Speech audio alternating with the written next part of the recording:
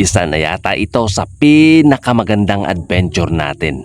At sa gitna ng malalaking uka ng mga batong pader ay umaagos ang isang dalisay na tubig na nagmumula sa bundok.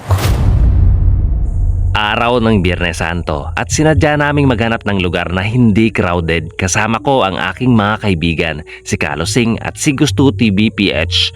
Wala talaga kaming idea sa lugar pero dinala kami dito ng aming curiosity. At dito sa may arko ng Barangay Masagana Nauhan kami dumaan dire-diretso lang hanggang sa maabot namin ang makipot at lubak-lubak na daan. Habang naglalakbay kapansin-pansin ang magandang tanawin.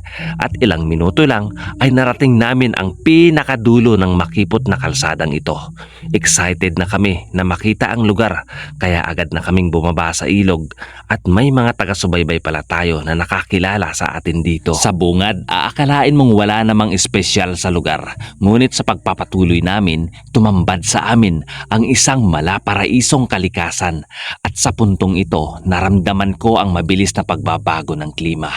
Lalo kaming nagkaroon ng excitement na makita pa ang nakatagong ganda ng lugar na ito.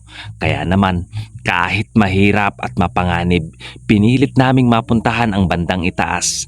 At pagdating namin dito, worth it ang lahat. Ito ang tunay na ganda ng kalikasan. Pinapantasya lang ito ng iba, tila isang paraiso na hinulma ng panahon.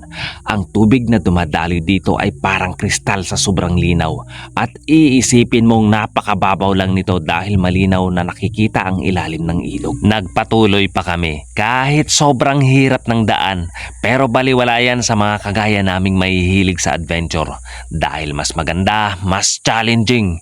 Maingat naming inakyat ang mga bato. Kahit wala kaming harness at mas mahirap kasi may dala kaming kamera. Pero pagkatapos nito, kamanghamanghang kalikasan ang muling bumungad sa aming mga mata. At mas malawak ang espasyo dito na pwedeng lumangoy. Kulay asul ang tubig, banayad ang agos at tanging lagaslas ng bumabagsak na tubig at mga huni ng ibon ang maririnig. Kung umabot ka sa part na ito, marahil may nabubuong plano dyan sa isip mo. Paalala lang kaibigan, hindi madaling puntahan ang lugar na ito pero kapag game ka sa mga challenging na daan, ano pang hinihintay mo? Huwag puro plano. Paalala lang din sa mga bibisita dito, erespeto po natin ang kalikasan. Ang makikita nyo dito ay huwag ng pag-interesan at ang mga basura nyo ay huwag din iwanan. Kung ikaw ay naghahanap ng kalayaan at kung sa tingin mo ay kaya mo ang mga ganitong adventure, gawin mo ito ng malaya at sana maikwento nyo din sa amin ang karanasan nyo dito sa Arambiao Waterfalls, Barangay Masagana, Bayan ng Nauhan, dito sa probinsya ng Silangang, Mindoro. Ako po si Kuya Lakoy, isang katutuwang vlogger at ito ang adventure natin ngayon. Kita-kits po sa susunod na adventure. Please share and like lang po. Masaya na ako. Salamat.